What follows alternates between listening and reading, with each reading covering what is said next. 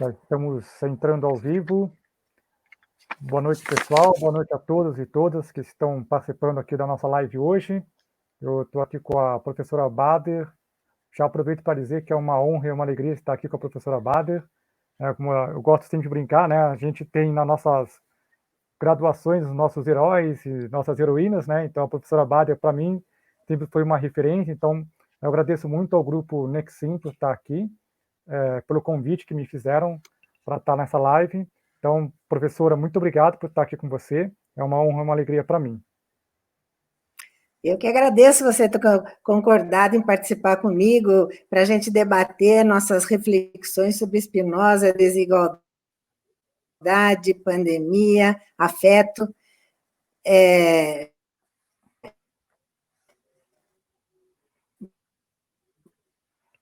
Meu nome...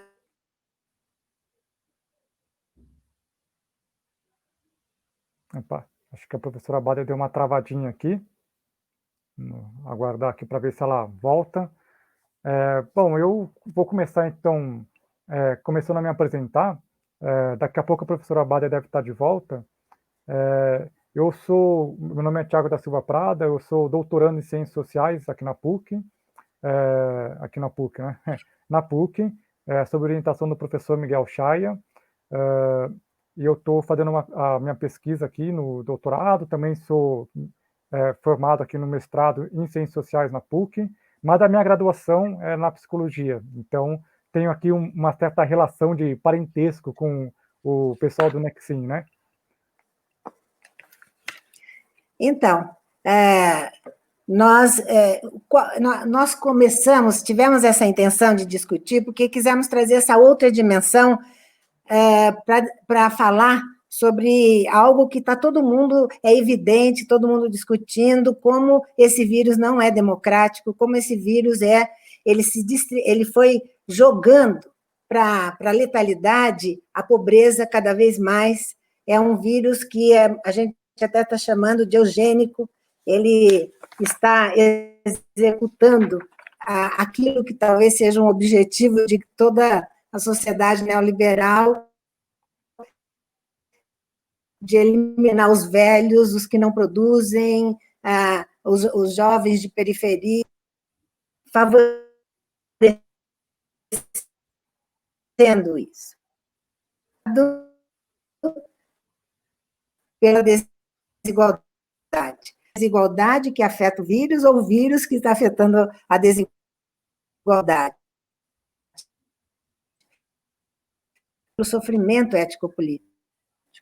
Depois nós vamos explicar para vocês um pouco o que significa trazer os afetos para estudar uma questão social tão perversa quanto a desigualdade, que se tornou mais perversa, mais terrível, agora com a questão do vírus, quando se cruzam as duas, eu digo até, costumo dizer que desigualdade é uma comorbidade desse vírus. E vocês devem estar curiosos como que no meio dessa questão tão terrível de problemas sociais alarmantes, mortes, exploração, violência, falta de confiança, medo, a gente veio falar dos afetos. Será por causa do medo? Será por causa do ódio que esse vírus, mais a ação dos nossos governantes, tem desencadeado? Ou a gente vai falar também de felicidade, vai falar de alegria? É possível falar de felicidade e alegria? É possível quando a gente considera o enfoque espinosista e o enfoque que o Vygotsky dá para os afetos, que daqui a pouco nós tentaremos apresentar para vocês. Inclusive, um dos motivos que nos levam a trazer os afetos para isso foi o sucesso que eles estão tendo hoje na mídia, nas reivindicações, nas redes sociais. Ele se tornou um remédio receitado. Nesse momento é preciso cuidar dos afetos, precisamos de afeto e solidariedade. Mas de que afetos estão falando? E muitas vezes, além do afeto, se recomenda a alegria. É preciso estimular a alegria, preciso cultivar a alegria, vamos fazer exercícios. São alegrias importantes, mas será que é dessa alegria e dessa felicidade que nós estamos precisando nesse momento, ela dá conta dessa dimensão importante que os afetos têm, trazida pela concepção do Spinoza e do Vygotsky, que essa dimensão ético-política. Quer falar um pouco, Tiago? Então, eu acho que a professora Bada já trouxe aqui bastante questionamentos, bastante reflexões que a gente tem feito, né? Inclusive aqui em conjunto. E só para lembrar, inclusive, que nós estamos abertos às perguntas, mas a gente vai fazer uma sessão separada para as perguntas. Então, a gente vai fazer esse bate-papo aqui neste momento, e aí depois a gente vai responder as perguntas no final, tá bom? Então, já vou deixando aí no fórum, no chat, as perguntas, e aí depois no finalzinho, eu e a professora Bada, a gente vai trocar uma ideia com todo mundo aí, tá bom? Então, longe de ser uma coisa puramente formal e separada um dos outros aqui, pelo contrário, vamos trazer todo mundo junto e vamos conversar, discutir as perguntas, questionamentos, comentários de todo mundo. Então, sintam-se à vontade para escrever aí no chat todas as perguntas e comentários que vocês quiserem, tá bom? Isso que a professora falou, eu acho que é bastante interessante, porque hoje nunca se falou tanto, né, ter esses cuidados emocionais, cuidados com as nossas emoções, cuidado com nós próprios diante desse cenário todo que nós estamos vivendo, né? Inclusive, nós temos lido matérias falando sobre solidão, sobre a saudade de estar junto com as pessoas, sobre a necessidade de que o vírus talvez tenha trazido a possibilidade de nos tornarmos pessoas melhores ou de buscar uma alegria, né? Mas exatamente de que afetos são esses, né? O que é exatamente um afeto? Como que nós compreendemos afetos quando nós estamos nessa linha que nós pensamos que é Spinoza e Vygotsky, né? Que são dois autores principais que a gente estuda, principalmente aqui a professora Bader. Então, eu acho que é importante a gente entender um pouco do que se trata, né?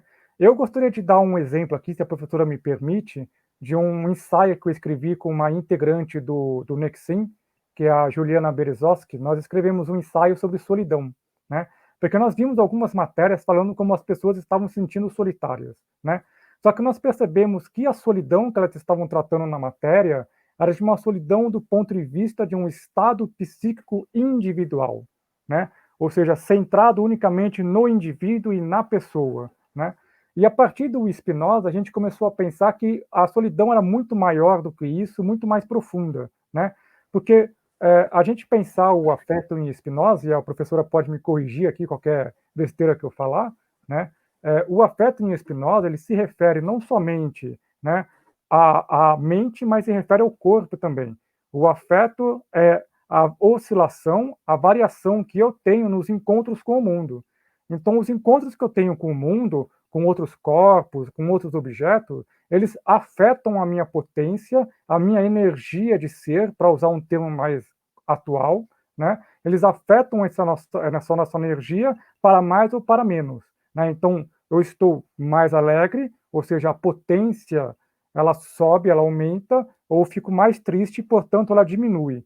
E isso se refere tanto à mente quanto ao corpo, né? Simultaneamente. Em Spinoza não tem essa divisão entre corpo e mente. Então, pensando nessa questão da solidão, a gente pensou também uma solidão que se refere ao corpo social, né? Tanto é que o título do nosso ensaio foi A Solidão da Cidade, né? Então, o que a gente quis trabalhar com isso? E aqui eu estou trazendo esse exemplo justamente para a gente entender mais o que nós estamos pensando aqui, né? A questão é que a construção política democrática de uma sociedade, pensando pela filosofia, pelo pensamento do Spinoza, ele vai se basear nos afetos de segurança e também num outro afeto fundamental, que é o de confiança, né? Segurança e confiança no quê? Em primeiro lugar, confiança e segurança nas instituições políticas.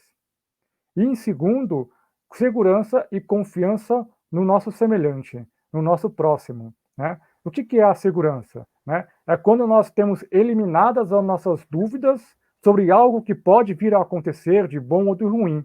E o que é a confiança? A confiança é quando essa ausência de dúvida, ela se prolonga no tempo, né? Então ela tem um prolongamento muito maior, né? É a mesma coisa que dizer, num momento eu estou seguro com uma pessoa, mas eu desenvolvo uma confiança de que eu posso confiar nela mais para frente, num período mais longo, né?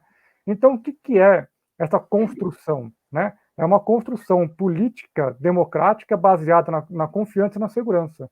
E o que nós temos visto no Brasil, principalmente neste momento, né? Uma quebra da segurança e da confiança. Nós não temos nenhuma confiança e segurança nas nossas instituições políticas, né? O judiciário, o governo federal e as suas diversas hierarquias políticas, e tampouco nós temos uma segurança no outro, né? Principalmente hoje a gente tem o exemplo do uso da máscara, né? O uso incorreto da máscara, ou inclusive o não uso da máscara. Então nós estamos perdendo essa confiança, essa segurança, e consequentemente nós nos tornamos isolados uns dos outros, nós nos tornamos desamparados. Então nós temos uma solidão que não só se refere ao indivíduo, mas ao corpo social como um todo, de uma grande parte da sociedade aqui no Brasil. Então esse é um exemplo que eu quis trazer para exemplificar, né, mostrar como que a gente pensa a questão dos afetos, diferente do que está sendo veiculado na mídia, né, professora? A partir desse seu exemplo, a gente pode retomar um pouquinho o que é afeto para eles. Afeto a primeira coisa que eles dizem, ele é o lugar da ética. Não há uma ética no abstrato, os direitos humanos redigido por alguma entidade internacional.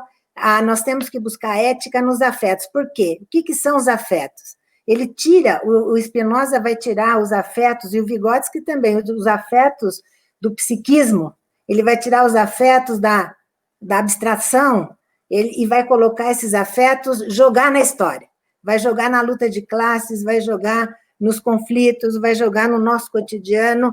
É a forma como para eles, os afetos são o radar de como meu corpo e minha mente é tratada socialmente.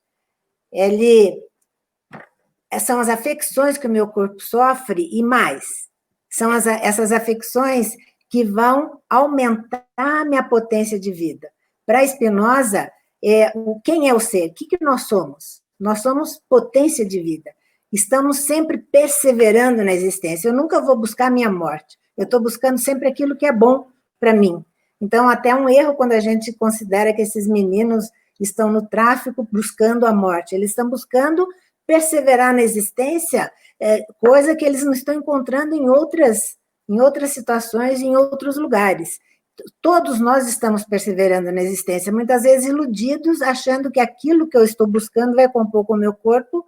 Não. Mas os afetos para eles seriam isso. Eles são esse radar, o quanto que os encontros que a sociedade promove, que a sociedade me oferece, que minha condição social permite ter, ela vai aumentando essa minha potência de buscar a perseverar na minha existência e buscar encontros que venham compor com o meu corpo.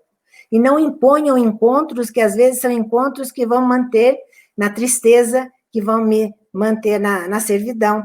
E ele vai falar, tem sociedades, estados autoritários que precisam, como o Tiago já falou, mas ele vai enfatizar também o medo e o ódio. São sociedades que precisam, regimes autoritários que precisam da política do medo. Eles precisam da política do ódio, porque o medo e o ódio, eles são sempre ruins, porque eles nos afastam das pessoas. Eles estão sempre focados naquilo que eu quero destruir. Eles estão focados na destruição, na morte e não na vida. Então, para eles, o afeto tem esse sentido. Portanto, ele é daí eu ter abusado desse conceito ético-político e aderido ao conceito de sofrimento para dar esse caráter. O que a psicologia social pode trabalhar, pode contribuir para a análise dos afetos, e se essa forma de trabalhar os afetos pode representar uma ação transformadora, pode representar uma ação que vai levar as pessoas, potencializar as pessoas para uma ação transformadora, para uma resistência, para uma insurgência, já que ele é o radar, e, ao mesmo tempo, ele sendo o radar, ele vai construir ou ele vai sedimentar como se fosse um dispositivo de governabilidade, como fala Foucault, mini sistemas que mantêm um regime autoritário, ou esses afetos vão mobilizar a minha ação para juntar forças com outros para reagir, para resistir. Perfeito. Então, E esse radar, falar. Inclusive, que a professora falou, né, eu também penso que a gente pode colocar aí também, junto com os afetos de medo e ódio, também o afeto de esperança, né? Que para o Spinoza, diferentemente de toda a tradição do pensamento filosófico ocidental, inclusive da própria psicologia, né? Ele vai colocar a esperança também como um afeto triste, que é utilizado por esses governos, pela política, né, como forma de controle também, né? Sim, para Spinoza, isso é bom para lembrar que ele não fala não existe a emoção, um afeto com todas aquelas características. Ele está sempre acompanhado, ele está sempre tem um enlace, é uma constelação de afetos que se tramam e fortalecendo um ou outro numa determinada direção, ou na direção da tristeza, ou na dimensão da potência de vida. Então, a esperança está sempre associada ao medo. É interessante essa concepção de esperança. A esperança é aquela que permite que eu não me revolte numa situação de medo constante. Não me revolte contra aquele que impõe o medo para mim. Por quê? Ao mesmo tempo que o medo... O que é o medo, como já foi dito? É o temor de que algo ruim vai acontecer. Então, também ela é instável. E a esperança é uma alegria que vem, uma alegria fraca, mas é uma alegria que vem de acreditar que talvez aquilo não aconteça. Então, medo que aconteça, esperança de que não aconteça, me mantém na passividade, na espera que alguém venha resolver a questão para mim. Então, e o medo é preciso para que as pessoas obedeçam. Tanto é que o Spinoza vai falar, um recurso para você reagir, para você resistir, é impondo medo a quem lhe impõe o medo. Porque o medo é um recurso político para ele por excelência. Medo e ódio. Porque o ódio, ele cinde, ele polariza. Ele junta, como fala o Spinoza, ele cria um útil comum, que é um útil comum que é baseado na inveja, na raiva, na vingança. Isso aglutina determinadas pessoas, e só isso que os aglutina, porque existe um inimigo comum contra o qual se voltam todas as ações para a destruição. Então, esse mecanismo é muito importante. Quando essas emoções que ele vai falar, eles se tornam repetidas, e elas se tornam um útil comum que alicerça um grupo e vai fazer parte do engenho daquele grupo, ele acaba impedindo que você tenha outras experiências, te torna compulsivamente dentro daquela constelação de emoções, facilmente controlado por quem tem interesse nessa política. Sim. E uma forma de... Qual seria o remédio? Porque outra coisa, não é, Tiago, que a gente tem visto muito, qual é o remédio da tristeza, qual é o remédio da melancolia? A gente foi acompanhando a evolução, como que os afetos foram se manifestando nesse tempo todo, quais eram aqueles que predominavam. Claro que o medo foi a grande estrela, né? Medo com a esperança, até que a esperança começou a arrefecer. A esperança começou a arrefecer com os desmandos, com as incertezas, com a falta de confiança. A confiança, nós fazendo uma pesquisa com os indígenas, é a base que faz com que você aceite determinadas, por exemplo, aceitar me isolar. Nós fizemos essa pesquisa com os indígenas, nós estamos fazendo com o Renan, o núcleo está fazendo com a Flávia, com a Júlia, as pessoas do núcleo, nós estamos fazendo essa pesquisa para entender por que o Sateré Maué, eles logo prontamente aceitaram a questão do isolamento.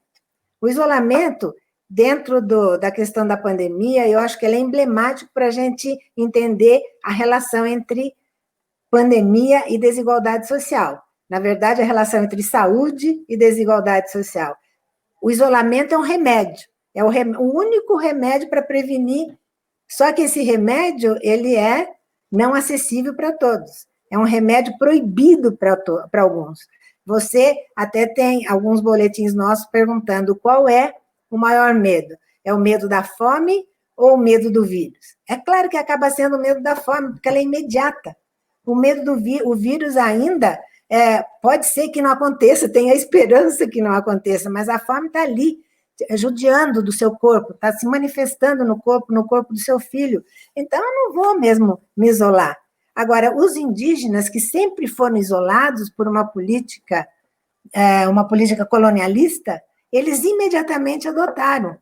E a gente foi analisando quando emergiu a confiança como uma emoção que pode ser uma emoção de resistência. Eles têm a confiança no conhecimento dos anciãos.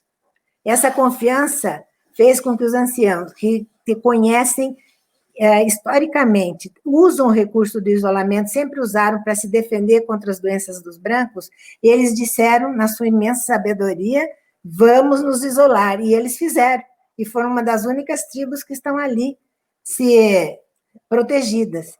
Então, a confiança, e junto com o sentimento de comum que vem também da sabedoria ancestral, está protegendo, apesar dos desmandos, apesar do desamparo, apesar do descaso que eles sofrem. Então, eu acho que a gente está dizendo tudo isso para mostrar para vocês como os afetos, eles são uma questão política. A política é o reino das paixões. E nosso comportamento político é movido também por emoções. Não adianta como nessas recomendações ou nesses... Eu acho muito interessantes, a gente precisa desses momentos alegres, mas como se fosse uma palavra de ordem, como se você pudesse comandar uma emoção por uma ideia. Então, você deve ser feliz. Um afeto, ele não reage a um comando, a um imperativo categórico. O Spinoza mesmo vai falar, você só muda um afeto com outro mais potente e contrário, não com uma ideia. Não adianta eu convencer, porque só a ideia ela não afeta meu corpo, e a mente ao mesmo tempo. Então, é preciso hoje que a gente busque para enfrentar, para evitar. Eu acho que o maior perigo hoje, em termos afetivos, é que a gente caia na melancolia ético-política. Essa melancolia ético-política é aquela que me prende na passividade, que tira minhas forças, esse desejo de unir, de perseverar na existência, que ela está muito próxima ao suicídio, que a psicologia rotula de depressão e acaba também medicalizando, não vamos entrar nesse assunto, mas o Spinoza ele vai trabalhar isso como um afeto essencialmente político que revela uma estratégia de minimizar, de exaurir a potência de vida das pessoas de forma, como fala o Deleuze, que seja um governo para a morte, não um governo para a vida. E é incrível também como nesse discurso desse governo, né, de governo de morte, nós temos um outro discurso que está muito presente na nossa cultura, na nossa sociedade brasileira.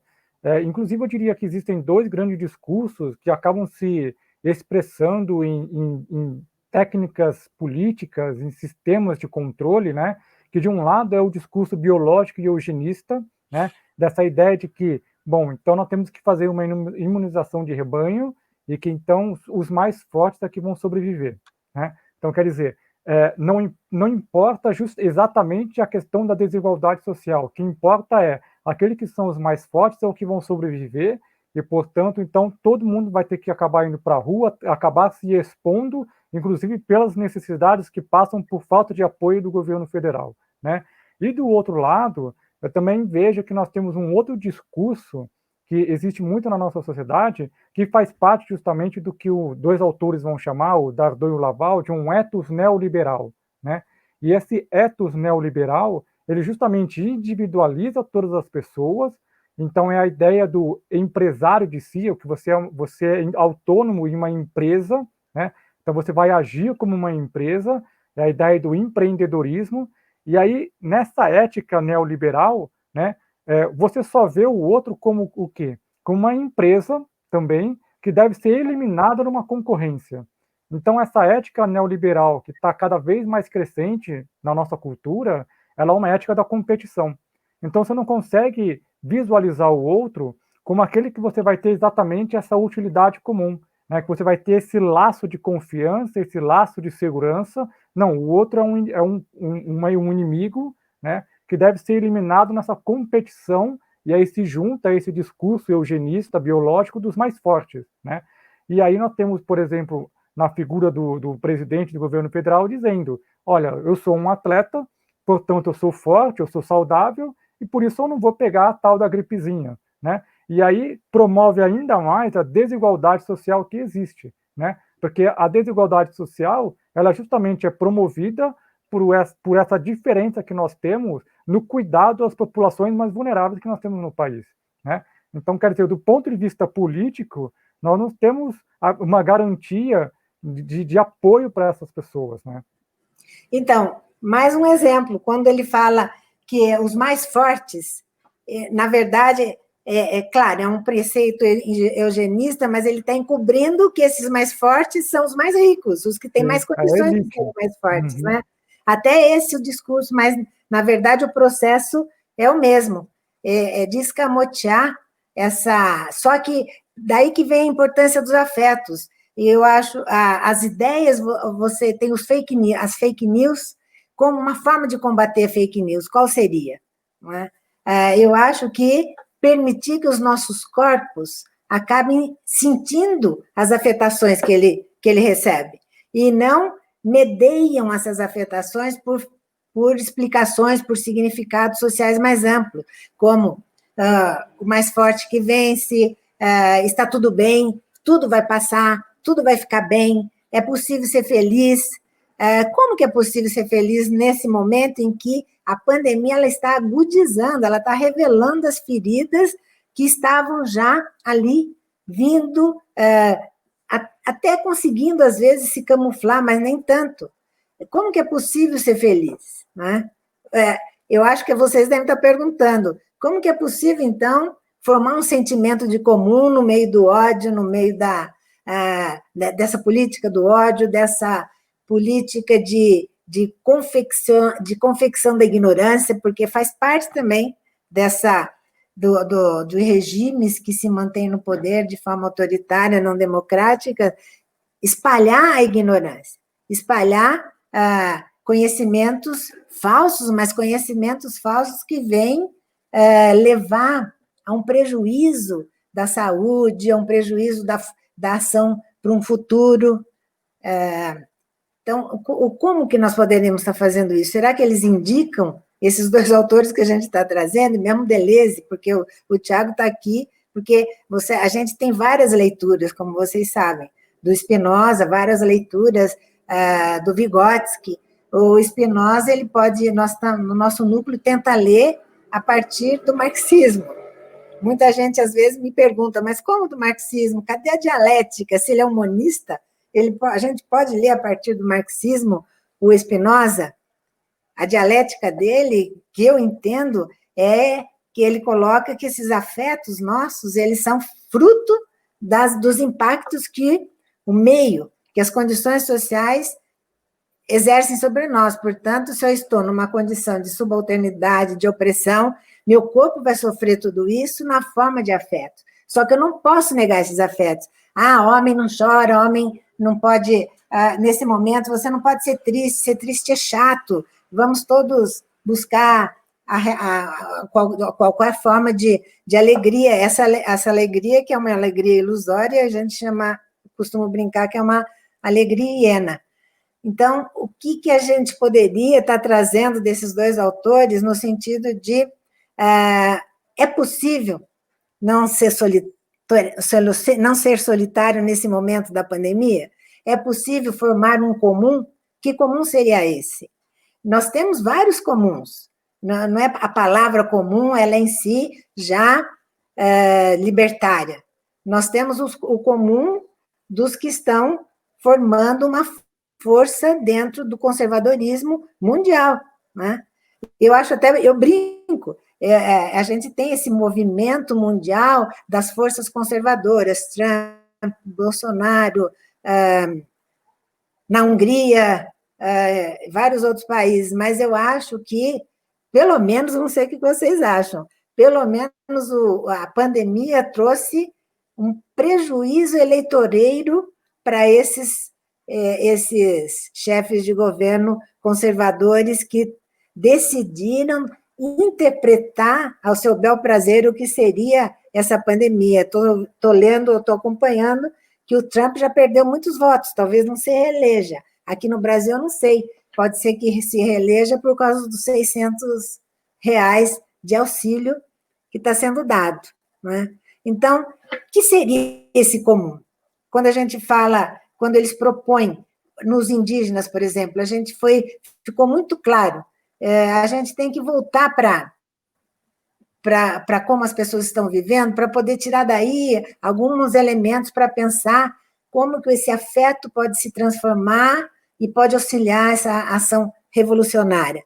Primeiro, sempre precisa, sempre vai ter. Você não pode... A pessoa ela não se engaja numa revolução, ela não se engaja numa ação política só porque alguém ensinou, ela aprendeu que isso tem que ser feito. Ela se engaja porque ela sente no corpo as injustiças, ela tem a compaixão, ela consegue sentir que estamos unidos pelas mesmas forças que estão nos massacrando, né?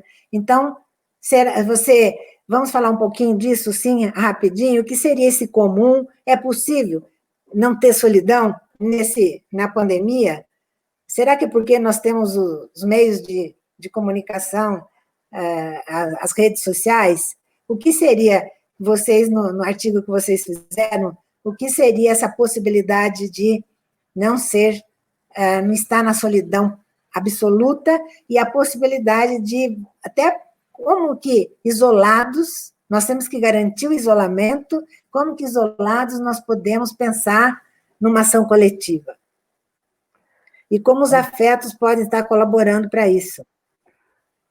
No nosso ensaio, a gente não chegou a pensar na ideia do comum, porque a gente também estava... No artigo de vocês sobre solidão...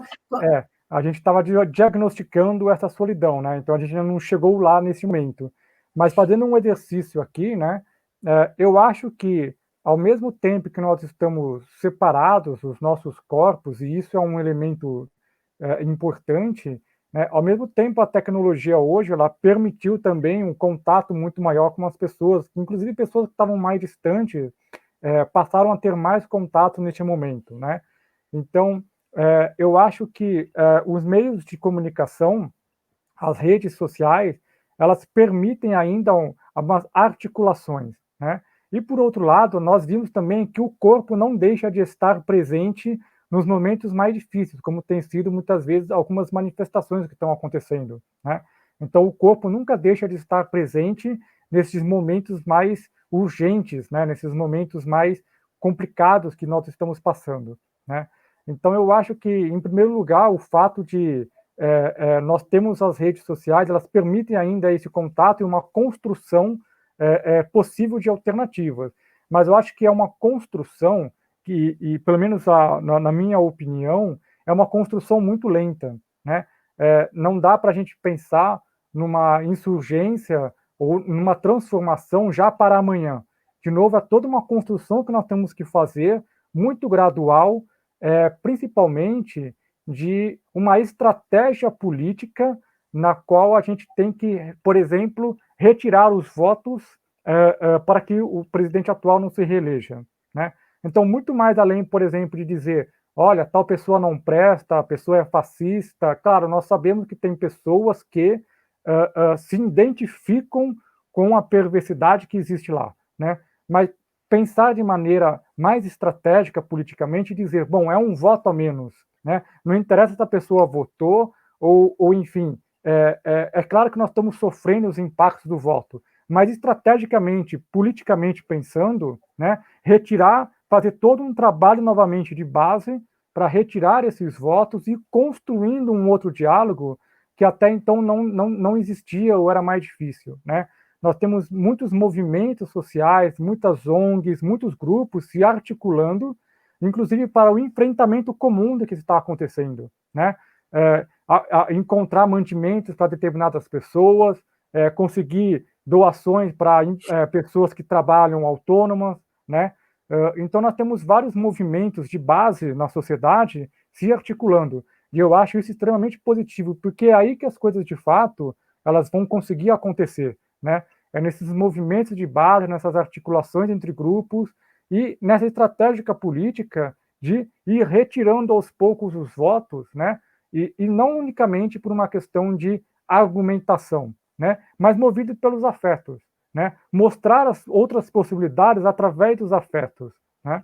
Então eu vejo aí várias frentes possíveis, movimentos possíveis de serem realizados, mas é muito trabalho de formiguinha, né? Por maior desespero que nós tenhamos, porque é desesperadora a situação, né? É um trabalho muito devagar, muito de formiguinha, para ir articulando todos esses movimentos e, de fato, conseguir agir, né? Não sei se a senhora concorda.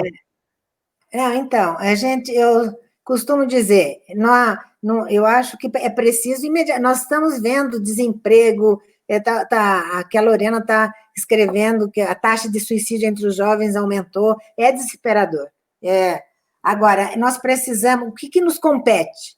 Nós estamos aqui, o que nós primeiro temos que fazer, enquanto psicologia, mostrar essa outra dimensão dos afetos, porque aquela outra que a gente está acostumada, ela é boa, ela é importante, eu não nego, nós precisamos dela para nos alimentar, mas ela acaba sedimentando um narcisismo, o individualismo, a busca da felicidade dentro de mim mesmo.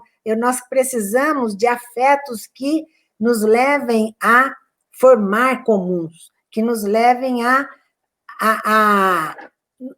porque, na verdade, para ele, isso que eu esqueci de falar, afeto é relacional, não existe o afeto comigo mesmo. Todo o afeto vem de uma relação, de um encontro, do encontro do meu corpo, que é o corpo e mente ao mesmo tempo. Então, ele é relacional. Ele fala assim, quando você encontra algo que componha com o seu corpo, você tem o desejo de manter essa relação e você constrói com ele um comum. Eu acho que é por aí que a gente tem que ir. Nós não estamos, mesmo na pandemia, não é a pandemia, o isolamento da pandemia que nos dá solidão, como vocês mostraram naquele artigo. Eu posso estar na minha casa partilhando um comum daquilo que a gente está chamando de esperança utópica, não a esperança que está atrelada ao medo, mas aquela que me impulsiona a acreditar nós temos que dividir utopias.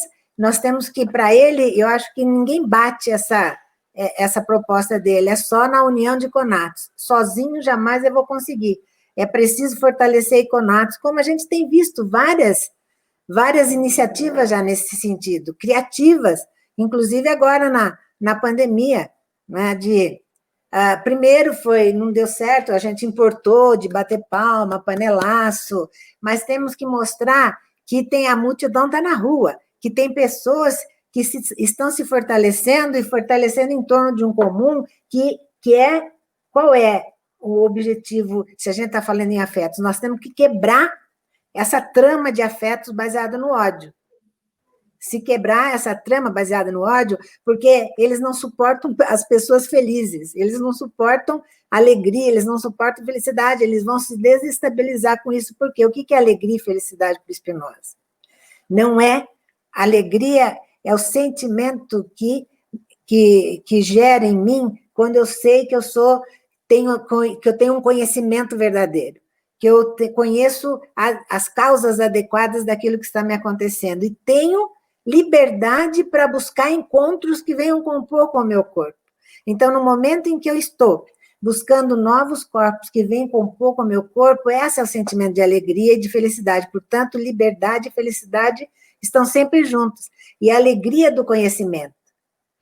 É preciso, não é ficar, quando a gente fala afeto ele não é isolado. O afeto e as ideias estão atrelados, estão num enlace. Ninguém pensa, sente, age sem estar afetado, sem estar emocionado. É a emoção que nos impulsiona. Agora, se você não pode, por exemplo, como faz nas escolas, educar uma criança para a obediência, para que, se ela tem raiva do irmão, ela tem que ser ensinada que não pode ter raiva do irmão, que é feio.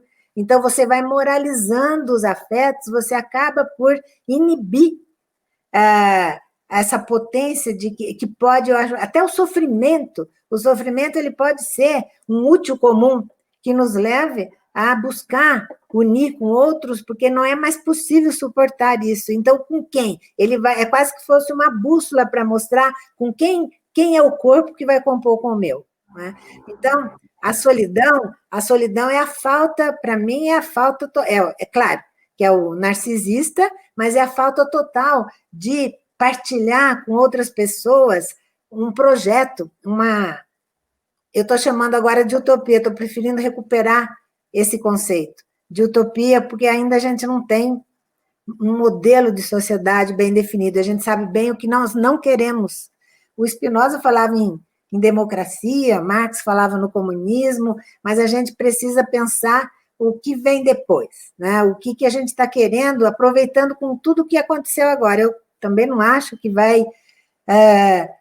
não acredito que vai passar a pandemia, porque a pandemia já sempre esteve por aí. Ela só está acirrando coisas. O que vai acontecer, talvez que venha uma vacina, a gente consiga sair. O que a gente aprendeu? Né? Nós estamos aprendendo que não há possibilidade de luta isolada e fora, e o que nós estamos querendo trazer para vocês é o como compreender os afetos enquanto um recurso político, enquanto uma questão política, ele pode nos ajudar naquilo que o Marx chamava de alienação, de ideologia, como que a ideologia funciona, como não é que os afetos são a causa da desigualdade, eles são efeitos da desigualdade, mas entendendo toda essa processualidade de como ele sustenta a desigualdade, você pode trabalhar enquanto psicólogo social nessa outra direção, fortalecendo aquilo que os indígenas chamam. Fica muito claro entre os indígenas, a Silvia dizia, nós temos que aprender com os indígenas, quando a gente não vai estudar um povo primitivo, nós temos que aprender com aquilo que o capitalismo e o progresso dito industrial e racional trouxe, que é desconsiderar o saber dessa população que veio amealhando esse conhecimento sem o interesse de acumular bens. Ele veio acumulando, para eles ficou muito claro assim, eles têm ódio, eles estão com muito ódio, estão indignados. O que gera o ódio e a indignação para eles é essa insensatez do governo, essa falta, eles não têm confiança no que o governo fala, ele fala, não precisa, é uma gripezinha, não. Eles não têm... Então, isso para eles é o pior dos sentimentos. Eles acreditam... Mas como que eles superam tudo isso? Como que eles conseguiram, apesar de terem sofrido, desde o descobrimento do Brasil, todas as forças despotencializadoras, arrasadoras, claro, temos suicídio lá, mas por que não conseguem... Por que não chega uma melancolia ético-política plena e total? A gente chegou à conclusão que eles têm um sentimento mais forte e contrário que esse. Eles têm um sentimento, uma emoção mais forte e contrária do que tudo que a colonialidade tentou lhes impingir, que é o amor pelo comum, o amor pelo coletivo. Eu cuido de mim cuidando do outro. Eu preciso cuidar do coletivo. E é esse coletivo que eles contam, é muito lindo, como às noites o sábio, o ancião, fumando o seu cachimbo e contando histórias e os sonhos que ele vai revelando de como nós vamos nos fortalecer cada vez mais. Então, qual seria esse sentimento mais forte, contrário a isso tudo que está acontecendo? Que nós temos que sair por aí, nas escolas, nos nossos escritos, nas nossas lives, se possível. É o que nós podemos fazer. Nós, não é o suficiente, temos que atacar. O jurídico é fundamental. Cada vez mais a gente sabe, mesmo com todos os problemas que ele tem, porque o Spinoza também fala, nós temos os nossos direitos naturais, a potência de cada um de nós é muito importante, mas sem poder não existe potência. Então, nós temos que estar sempre visando essa união para buscar o poder. Agora, ele tem várias orientações para isso e a gente tem visto alguns exemplos aparecendo cada vez mais. E eu acho que uma das coisas que tem nos alegrado nessa pandemia é isso. Algumas estratégias de comum, de coletivo, de resistência a essa política de ódio, essa política de gerar o desconhecimento. Até só mais um pouquinho, Tiago, nisso daí eu falo. Eu tenho falado agora há algum tempo que eu tenho uma das questões que a gente precisa tomar muito cuidado quando fala de fake news, com essa ideia de que a ciência é uma narrativa como qualquer outra.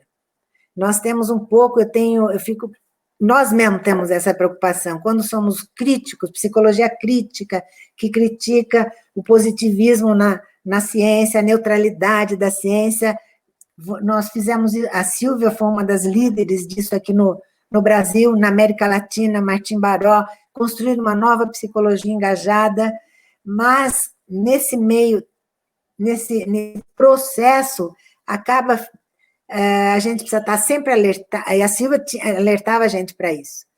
Fazer pesquisação participante, pesquisa comprometida, não é militância. A militância você faz numa outra dimensão. Aqui você precisa garantir o rigor científico. Nós vimos hoje em dia, facilmente, o negacionismo está imperando, o negacionismo desenvolvendo. A ciência, por que a ciência tem a verdade? A ciência é uma outra narrativa como qualquer, então ela vai se confrontar, na verdade, porque quem manda, eu vou confiar na verdade de alguém baseado em outros princípios que não os científicos. Então, aí está um outro desafio para a gente. O que é defender um conhecimento rigoroso, que nesses momentos são fundamentais, inclusive para evitar que por exemplo, escola sem partido, com negacionismo, criacionismo, porque, na verdade, é um jogo de poder usando o conhecimento. Mas eu acho que nesse jogo de poder não é jogar um conhecimento contra o outro. Como fala Foucault, todo conhecimento gera poder, todo poder é sustentado por um conhecimento.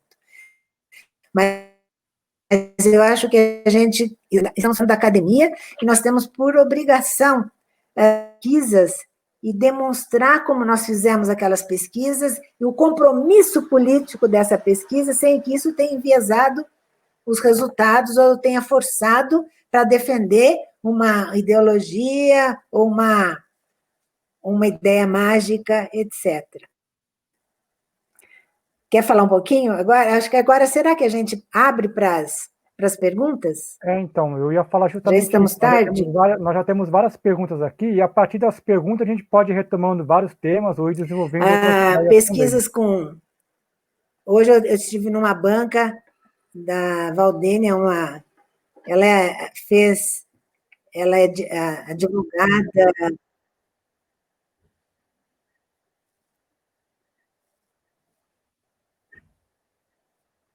Isso. Depois eu posso até contar o exemplo dessa tese dela. Tá, legal. Então, ela veio buscar, ela é do direito, ela é do serviço social, e ela é militante, ativista, ela veio buscar o sofrimento ético-político para poder entender um pouco como que aqueles meninos, ela trabalha no SEDECA, como que aqueles meninos são influenciados por humilhação.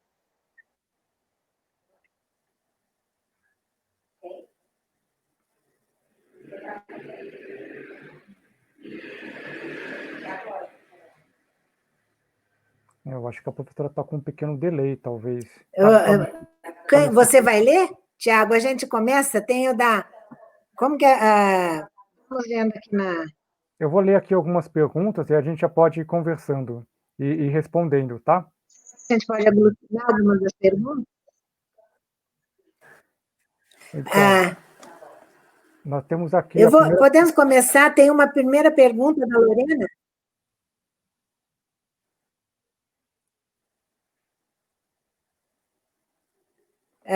Tem duas perguntas, vamos pegar as duas primeiras. Eu acho que já dá para juntar muitas delas. Como Spinoza analisa a amizade, a solidariedade e as formas de cooperação das lutas sociais que nosso país tem e que agora se fortalecem para lidar com a fome, miséria, violência, exclusão.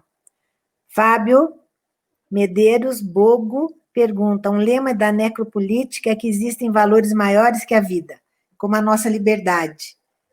Liberdade que jamais é no sentido moral da virtude espinosista, mas é no âmbito do controle de capital financeiro, político, de opressão policial, não são livres para contrariar o OMS, fazer festa de influencers, atentar contra... Um lema da necropolítica é que existem valores maiores que a vida, como a nossa liberdade. Será? A necropolítica, ela tem esse tema, esse lema?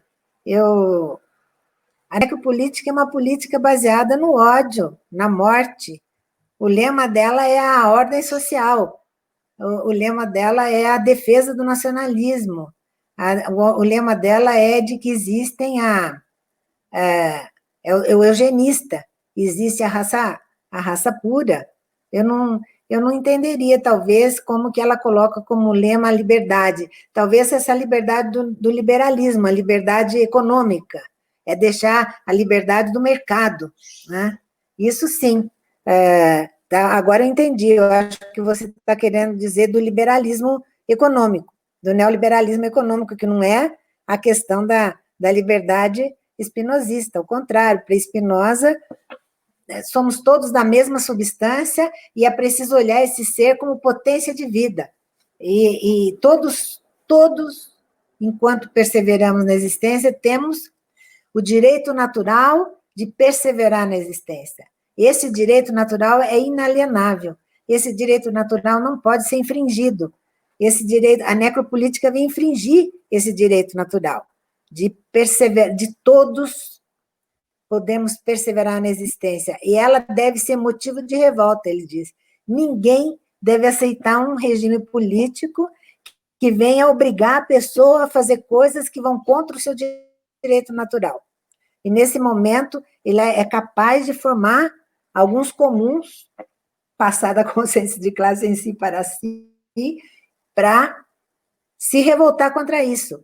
Agora, essa liberdade, essa é uma liberdade ideológica.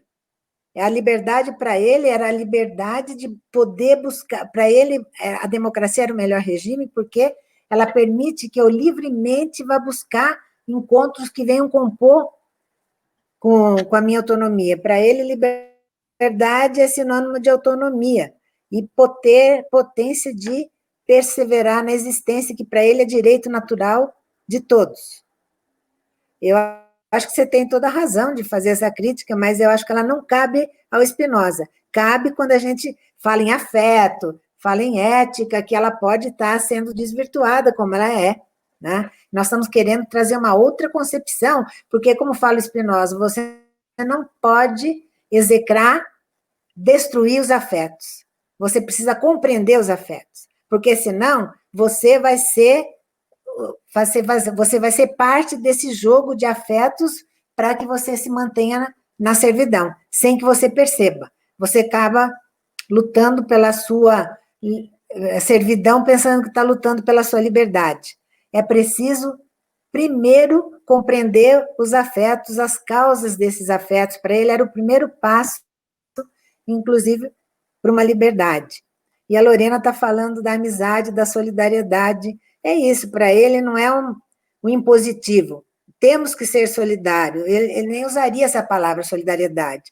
Ele fala que o homem que não está na rede da servidão, das emoções tristes, ele sente que o outro homem é o maior bem para ele. porque eu só sou afetado, a minha potência de vida, ela só se movimenta para maior quando ela é afetada nos encontros com outros homens. Então, o maior bem para mim é o outro. Quando eu começo a separar, a cindir e a dividir grupos, eu estou entrando no reino das paixões tristes, porque eu estou limitando a minha potência de vida, sem o perceber. A amizade, para ele, é isso. A amizade, ele chega a falar em amizade. A amizade é partilhar o útil comum.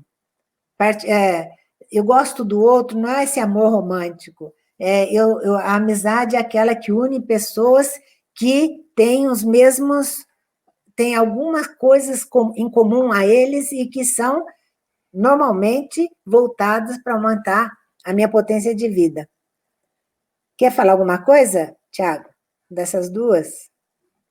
Então, tem uma outra pergunta da Lorena também, que eu acho que é bastante interessante, que está escrito assim.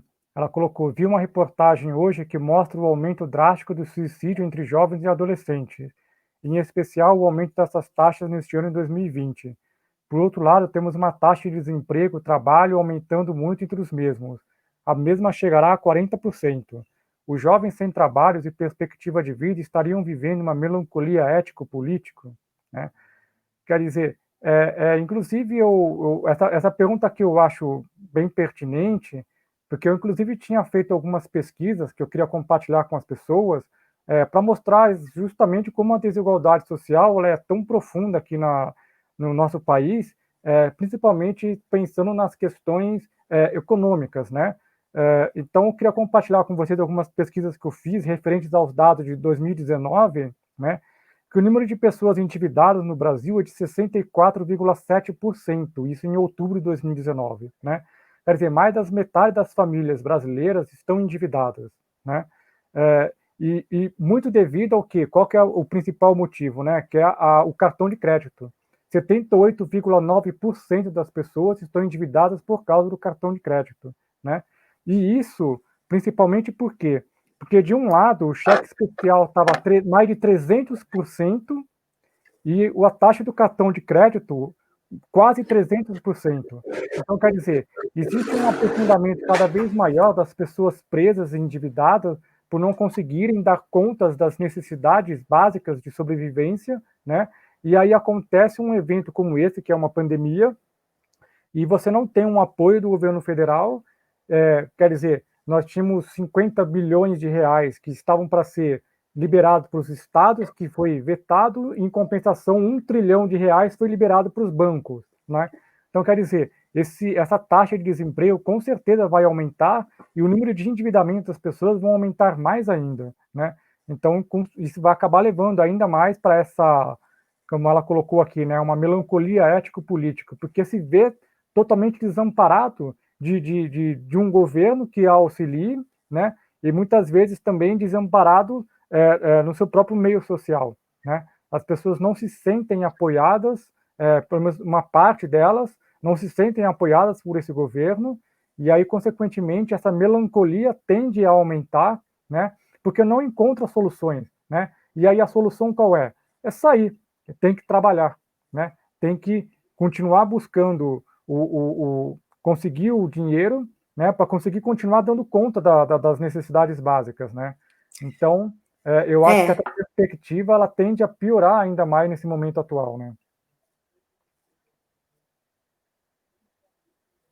Então, o Spinoza aí, né, achei bom completar o que o Tiago está falando. O Spinoza ele não falaria que nós temos que buscar o governo tem que nos dar confiança, ou nós temos que esperar que o governo nos dê esse emprego. Ele iria dizer o seguinte: vocês não podem cair na melancolia, porque é preciso, e não defender o emprego, é defender uma outra possibilidade de sobrevivência, porque o emprego é um mau encontro no capitalismo. Para ele, o emprego ainda está dentro do espírito do trabalho, que eram os dois pilares do é preciso trabalhar árduo, como foi a base que o calvinismo trouxe para o capitalismo. quais são as duas os dois afetos que favoreceram o deslanchar do capitalismo, que o Weber vai falar. Não vamos dizer que é primeiro ter aparecido a ideia da vocação, que acabou derrubando que a usura é e que o trabalho, você tem que trabalhar árduo, para isso que você está na Terra, tem que trabalhar árduo, é o mito, é o dia do trabalho árduo, mas a vida ascética, regrada, para que você não gaste. Então, assim você vai acumular. Eu acho que o Spinoza, ele diria que nós tínhamos que buscar outras formas, juntar conatos para buscar outras formas de sobrevivência que não fosse o emprego, porque o emprego continua me mantendo na servidão nesse momento. Nós estamos até fazendo exercícios no núcleo, pensando na economia solidária, pensando no que já algumas iniciativas que tiveram, e parece que agora estão aparecendo algumas iniciativas também nesse sentido, de comprar do produto pequeno produtor, de buscar, de evitar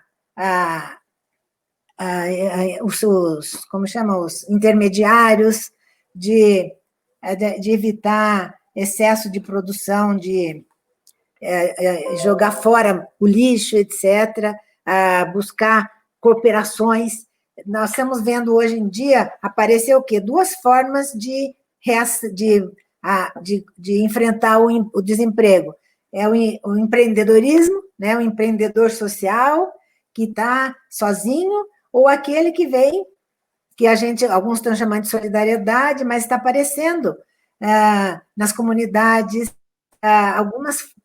algumas experiências nessa direção, substituindo a moeda, trocando serviços, aí entrou a rede social também favorecendo. Eu acho que o Spinoza, nesse caso, ele seria um anarquista. É claro que nós não podemos, não dá para mudar, isso é absurdo que esteja acontecendo, mas se a gente estiver pegando as orientações dele, nós temos que nos libertar de todos os encontros maus que me mantêm na servidão, né? E eu me submeto hoje em dia a sair na rua, a morrer do vírus para poder ter trabalhar. Eu tenho essa questão do trabalho, milhões de pesquisas já foram feitas. Eu não existo se eu não trabalho, principalmente para o homem, né? O trabalho virou uma imposição moral. Tantas pesquisas com desempregados, agora, antes da sociologia, mostrando que a pessoa desempregada, ele saía de casa todos os dias no mesmo horário para que a vizinhança não percebesse que ele estava desempregado. Aquilo virou algo que faz parte da minha dignidade. Isso é um sentimento ideologizado, né? Mas agora, claro que não dá para... Mas eu tenho visto algumas experiências... Isso, acho que esse momento a gente poderia estar aproveitando para recuperar algumas dessas experiências cooperativas, e essas experiências que estão aparecendo também nas redes sociais, para ver se a gente encontra outra forma de sobrevivência, de garantir sem que a gente venda a nossa força de trabalho, né? Sem dúvida. Tem uma outra pergunta, que eu acho que essa pergunta todo mundo quer se fazer ao estudar Spinoza, que é da Regina Namura. Pode-se explicar o comportamento dos seguidores do mito a partir do Spinoza? Eu acho que essa é uma pergunta que todo mundo gostaria de saber se o Spinoza consegue explicar. E explica perfeitamente. Ele tem uma frase, até agora eu tinha... É que eu perdi onde está essa frase. Ele começa o tratado político ele vai trazer todas essas reflexões que ele fez sobre ódio, na ética, para entender por que os regimes monárquicos se mantêm, o que é preciso para eles se manterem, o que é preciso para que a gente... e ele, para demonstrar por que ele acha que a democracia é o melhor governo e o que é preciso para ser feito. Ele vai falar, todo governo autoritário, ele precisa criar o medo, ele precisa criar a cisânia. A primeira frase dele é assim, um governo autoritário, o primeiro ato dele é quebrar o comum, esfacelar o comum, a gente vê isso na história. Principalmente eles vão quando o que invasor, o que ganhou a guerra, ele impõe a língua dele, ele impõe a religião dele, ele persegue a cultura. Aqui mesmo, o quanto que a cultura africana foi perseguida, que era proibido jogar capoeira, era proibida a religião. Na verdade, o que se faz é isso, é desmerecer conhecimento e tem uma aluna, as alunas que vão estudar quando o governo quer usar uma área, por exemplo, de pescadores, como a pesquisa da Eugênia, de outros, precisa daquela área e ele precisa que a população saia dali. A população não quer sair, se uniu, tem esse útil comum, estão ali fortalecidos e não vão sair, até que eles conseguem quebrar o comum. Como? Eles chamam um líder, dão para ele algumas vantagens, um churrasco, sandálias havaianas, inclusive eram só isso, e dão até uma casa, e na hora que ele assina, quebrou o comum. Não tem mais como manter e enfrentar aquele poder, aquela empresa poderosa ou o Estado. Então, o tratado político é recomendado para mostrar como que é a política do ódio, por que a política do ódio e da desinformação é importante. A política do ódio, o que é o ódio? Que ele fala, o ódio é aquele sentimento que me torna obcecadamente voltado para alguém que eu acho que está me prejudicando, alguém que é o alvo do meu ódio. E isso, então, provoca a cisânia, provoca a polarização. Eu contra o outro. Esse ódio ele vem acompanhado da raiva, do revanchismo, da vingança, não é revanchismo, da raiva, da vingança, da inveja. Eu não vou suportar a alegria do outro, eu vou sempre, porque é ela que vai imperar e que vai unir. Eu vou me unir aos outros pelo ódio. Essa união com os outros pelo ódio é sempre ruim, é sempre má, porque ela sempre precisa de alguém que é alvo das minhas agressões, das minhas ações. Então, no começo eu até achava que era uma estratégia, poderia ser uma estratégia, porque ela é a mesma estratégia que aparece nos regimes, fascismo, etc. Né? Então, ele vai explicar como sair disso. Vocês leem o Tratado Político, ele é curtinho e parece assim muito atual, tá? Ele fala, até hoje os nossos políticos não fizeram política, eles fizeram paródias, eles fizeram humor, eles fizeram... e aí ele vai explicando por quê. Os seguidores do mito, é isso, eles estão com medo, eu acho que é mais o ódio. Ele se elegeu pelo ódio ao PT, ele se elegeu pelo medo do comunismo. Então, vocês veem assim, o Spinoza vai falar, um regime político que começa baseado em afetos tristes, ele vai continuar tendo que ser sustentado por afetos tristes. Ele vai trabalhar a ideia de causalidade do Aristóteles, dizer toda causa permanece no efeito. Então, se um regime político começa baseado no ódio, na cisânia, na exploração, ou na raiva contra o outro, isso vai permanecer no seu estilo. Eu acho que é um pouco isso que está acontecendo, não é? Sim, sem dúvida.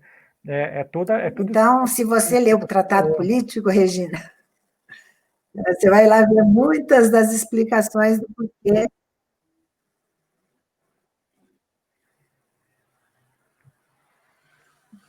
É muito isso. Falou alguma coisa, Tiago? É muito isso dessa criação do inimigo, né? Então você separa as pessoas, né? Então Separa, polariza, e aí você acaba no reino criando um das paixões inimigo, né? tristes, facilmente você elege mitos, você elege superstições.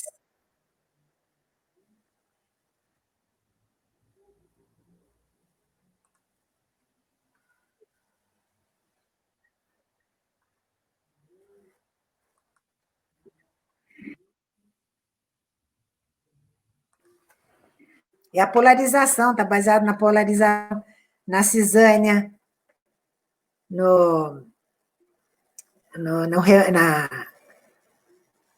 e no ódio mesmo, nesse sentimento que para ele, o ódio, o que é o ódio para ele? Ele define bem o ódio na ética. O ódio é você querer o mal para alguém que você julga que faz o mal para você. Então, ele vira, e o ódio, geralmente, para o Spinoza, se torna um afeto dominante sobre os demais. E te faz focar apenas naquele que você acha que é alvo dos seus problemas. Com isso, você diminui a capacidade do seu corpo de ser afetado por outros encontros. Você impede que esse corpo, essa mente, encontre outras ideias e possa partilhar de outras ideias. Então, vira aquilo que a próprio da escola de Frankfurt estudaram, Adorno estudou o pensamento conservador, que, segundo ele, explicava o surgimento do nazismo. O pensamento conservador, ele não aceita o diferente, ele fica preso em determinados valores, na defesa desses valores, e sempre coloca o inimigo, que é para ele alguém merecedor de ódio, porque ele contraria todos esses valores que você preza e que você não consegue entender que possa existir outros diferentes. E outra coisa que ele vai falar, por que surgem as superstições? Ele não fala em mito, mas por que surgem as superstições? Porque nós temos essa insegurança com relação ao futuro. Se nós tivéssemos certeza do que iria acontecer no futuro, não teríamos nem mito, nem religião para ele, nem superstição, mas sabemos o que vai acontecer. Então, a gente busca, até para esse medo do que vai acontecer, eu vou buscar elementos que me dêem esperança de que aquilo não aconteça. Então, eu vou eleger mitos que me deem essa possibilidade de salvação. Eu acho que esse é um elemento muito importante, justamente porque todo esse movimento que nós temos visto, exatamente essa política do ódio, essa política do ressentimento, inclusive, que não é um conceito que Spinoza vai trabalhar, ele está em Nietzsche, né? Mas que ele visa unicamente a destruição, né? A gente pode dizer até, inclusive, que todo o propósito, né, é uma antipolítica no sentido de que você não tem uma composição, você não tem uma união, né? Você não tem uma partilha, você só tem somente desagregação, discursos de ódio, né?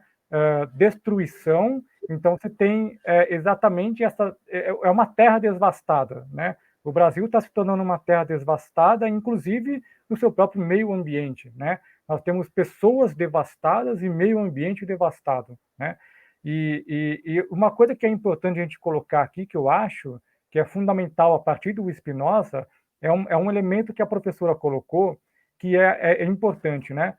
Aquilo que nos move, né, que é o conatus, que é essa força de perseverar na existência, ela é uma força de perseverar na existência para perseverar, para resistir, buscando aquilo que se considera útil, aquilo que você imagina ser útil para a sua vida, né?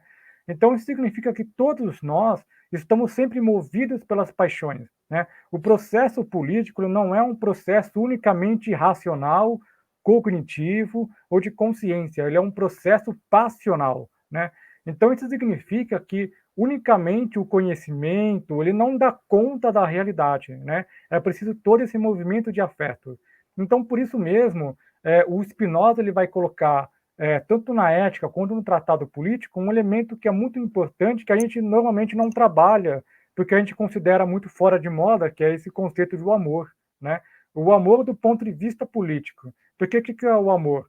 É reconhecer no outro a causa da minha alegria. É essa composição de potência que vai permitir você ser mais forte e mais resistente a tudo que está acontecendo ao seu redor, né? Então, esse movimento do amor é justamente esse movimento político de você agregar forças, agregar potências, né, para conseguir criar essa resistência, né? E Então, isso é muito importante, porque, obviamente, que vão existir pessoas que não estarão abertas a argumentos, não estarão abertas a afetos, porque existe, de fato, uma parcela identificada com o atual discurso e comportamento do que nós temos na política vigente brasileira, mas nós temos que encontrar aberturas, caminhos, possibilidades afetivas da gente poder se compor com outras pessoas, né? Esse exercício de composição é importantíssimo, né? Porque senão a gente vai ficar cada vez mais isolado, fragmentado, e nós vamos correr o risco, muitas vezes, de também realizar ações de ódio, né? Nesse momento que nós estamos vivendo de tanta tristeza, tanta raiva, a gente localizar no outro e colocar no outro também a raiva e o ódio, a nossa frustração, né? Então, quer dizer, não é que a gente não possa sentir raiva e não possa sentir o ódio, né? Mas é como combater, como não se deixar dominar por isso, né? Eu lembro, por exemplo, de um texto do Foucault que é maravilhoso, que é a Introdução à Vida Não Fascista, né? Quem procure na internet aí, que é a introdução, é um prefácio ao Antiédipo do Deleuze e Guattari, e o Foucault vai dizer, né? Não é preciso ser triste para poder agir politicamente, né? E também não caiamos de amor pelo poder, né? Então, quer dizer, a composição dos afetos é buscar a potência e não o poder, né? Buscar essas partilhas possíveis, tentando, como uma professora falou, o Spinoza vai dizer, né? Não lamentar, não rir e não detestar, mas compreender, né? É um exercício muito difícil, porque todos nós estamos afetados, todos nós estamos envolvidos nessas paixões, mas nós que temos esse contato com o Spinoza e com todos esses autores, é buscar realizar esse exercício de se compor com os outros, buscar essas composições, né? Uhum. Nós não somos felizes sozinhos. Sim. Nós jamais seremos felizes sozinhos. Também, né? E para o Spinoza, o importante é que ele não separa a razão de emoção. Ele não deixa de ser um racionalista, ele não é um irracionalista, como se as emoções por si fossem salvadoras. Você precisa conhecer as causas das suas emoções. Ele vai falar assim: cuidado para não pensar que você está defendendo, já vou repetir, defendendo a sua liberdade, quando na verdade você está defendendo a sua servidão. Ele dá exemplos cotidianos. Por exemplo, nesse caso, assim, vamos ser contra tal, vamos entrar na política de ódio, porque eu estou defendendo o meu país contra forças tal. Então, eu preciso entender, ele vai falar assim, como sair disso? Dois caminhos para a salvação. Tenho que buscar as causas adequadas desses meus afetos. E para isso eu vou conversar, buscar outros conhecimentos, refletir, comparar e juntando com a força com outras pessoas para que sozinho eu jamais conseguirei sair dessa. Agora, o que eu queria dizer também, pegar o que o Tiago estava dizendo, quando a gente fala dos afetos como política, na dimensão política, também já fomos ditos, mas vou dar um nomes aos bois. A política é o reino das paixões, mas também, ela usa os afetos para fazer política. Ela sabe muito bem, mais até do que a gente, como usar os afetos, o ódio, o medo. Por isso que também alguns autores falam em política dos afetos, uma política de afetos, política de emoções. A cada momento histórico, nós vamos ver aquelas emoções que são mais valorizadas, que devem ser próprias da mulher, antigamente, né? Próprias do homem. Para a mulher, na Idade Média, ela não podia sorrir, ela não podia dar risada.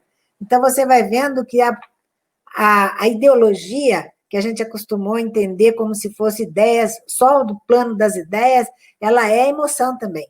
Faz parte da ideologia uma política de afetos. E assim, esse é o melhor. Vamos, então, trabalhar os afetos para que a gente consiga a adesão, que é O Spinoza fala, todo governo quer saber como ele tem medo da multidão. Todo governo tem medo, tem medo. Ele não só exerce o medo, como ele tem medo. E como ele faz isso? Ele está sempre preocupado em evitar essa multidão. Então, ele vai cooptar, ele vai tentar trazer para o lado dele, nem sempre consegue. Daí ele vai recorrer às armas, então ele vai criar seu exército, etc. Então, eu queria deixar isso também salientado, que nós mesmos, isso daí, quando você falou do Foucault, que eu lembrei de destacar, é muito parecido, muitos autores dizem que na verdade, é muito parecido essa ideia de microfísica do poder. Trabalhar os afetos é uma forma de governabilidade, é um dispositivo de governabilidade, trabalhar os afetos, e não só as ideias. Porque é o corpo, e o Spinoza vai falar, uma forma também de libertar, de sair dessa servidão, é recuperar para o corpo a sua capacidade de afetar e ser afetado. Recuperar a capacidade de sensibilidade, que uma das políticas de afeto da nossa sociedade é a obediência, é negar o que o meu corpo sente. Ele fala da sexualidade, ele fala que são apetites do corpo. O problema é quando ela se separa das demais e se torna dona dos meus afetos. Agora, o que não pode acontecer é quando eu perco a minha sensibilidade de ser afetado, eu perdi a minha liberdade, ele vai falar. E outra coisa, o corpo que é incapaz de afetar é aquele corpo que outros autores hoje vêm chamando de homo sacer, é aquele invisível na sociedade, porque quando ele fala corpo, ele está falando em corpo político, corpo biológico também. O que é não perder minha capacidade, enquanto corpo, de afetar e ser afetado? É um pouco aquilo que a gente chama os que são hoje matáveis, são os invisíveis. Eles não têm força nenhuma possibilidade de participar dos negócios políticos ou chamar atenção para os seus desejos. Não existe. O pobre não tem sutileza. Outra coisa que a gente trabalha com os afetos é isso. É negado para a pobreza, na desigualdade. A desigualdade distribui os afetos diferentes. Tem uma parcela da população que não tem sutilezas emocionais. Ele só precisa de necessidades do estômago, e não do coração, ou da imaginação, como fala o Marx. Não tem sutilezas. Então, essa mãe que o filho morre na periferia, ela não sofre. É quase que se a gente achasse que ela não sofre com aquilo. Eu costumo dizer, é importante também trabalhar com essa noção de afeto para eliminar essa ideia, por exemplo, que o jovem adolescente em conflito, que está em regime semiaberto, ele não tem emoção. Quantas pesquisas nossas, no nosso núcleo da Aline, por exemplo, um dos meninos fala, eu guardo, quando eu vou para o crime, quando eu vou entrar aqui dentro, eu guardo meus afetos na sola do pé. É impossível não ser afetado. Nós é que negamos a determinadas pessoas a possibilidade de ter afetos, e afetos sutis, como estéticos, para o prazer, a necessidade do brincar, do lazer, do belo. Não é? Então, tudo isso, a trabalhar os afetos, permite recuperar isso humano do homem também, que o capitalismo acaba destruindo e transformando isso num sentimento instrumental. Você consegue respirando, você consegue fazendo exercícios e não se relacionando. Né? Sim, com certeza. Professora, o pessoal aqui do nosso QG aqui já está nos avisando aqui, né, para a gente já ir finalizando, que nós já estamos com praticamente 1h30.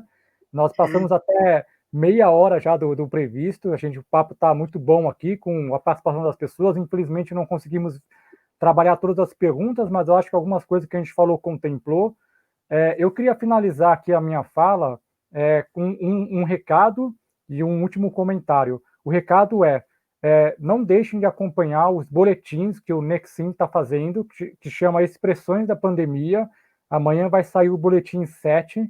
Então acompanhe aí no site do Nexim, no Instagram também, que o pessoal aí está fazendo artigos, poesias, vários tipos de arte e artigos também para compreender, compor tudo que está acontecendo.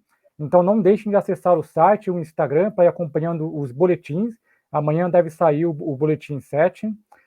Quero agradecer muito mais uma vez por estar aqui com você, professora, com todo mundo que participou com a gente, pelos comentários, pelas perguntas. Eu queria finalizar recordando um pequeno conto do Eduardo Galeano, que para mim é um dos contos mais incríveis, maravilhosos que eu já li, e que para mim representa muito a questão do amor e da liberdade em Spinoza. Eu não lembro o nome do conto, mas é a história de um pai que está levando o filho para ver a primeira vez o mar, né? E o garoto está naquela ansiedade tremenda, que eu nunca vi o mar, e aí ele chega de frente ao mar e ele fica mudo, ele fica literalmente assombrado de ver o mar, né? E aí o pai chega do lado dele, o garoto olha para o pai e diz: pai, me ajuda a olhar. E eu acho isso lindíssimo, né? Porque mais do que nunca nós precisamos virar para o nosso próximo e dizer: me ajuda a olhar, né? Se componha comigo, fica junto comigo, me ajuda a olhar, me ajuda a resistir e sermos mais potentes, né? Então eu acho que mais do que nunca nós precisamos olhar e pedir para olhar juntos, né? E para mim esse foi um momento de olhar juntos, junto com vocês, com a professora. Agradeço muito a participação aqui. Fico muito feliz, viu, professora? Obrigado. Fui afetado Eu que alegremente. agradeço também. Acho que a gente pode terminar com esse conto que ficou muito lindo. Então, Eu obrigado. agradeço as perguntas, elas vão inspirar a gente agora a fazer os próximos boletins também. Maravilha. Um Então, abraço muito a obrigado todos e a todo agradeço. mundo que participou. Pessoal, continua acompanhando então o Nexim aí. Quem sabe outras lives. Vamos vendo aí como é que vai ser o trabalho do pessoal. Obrigado, viu, gente?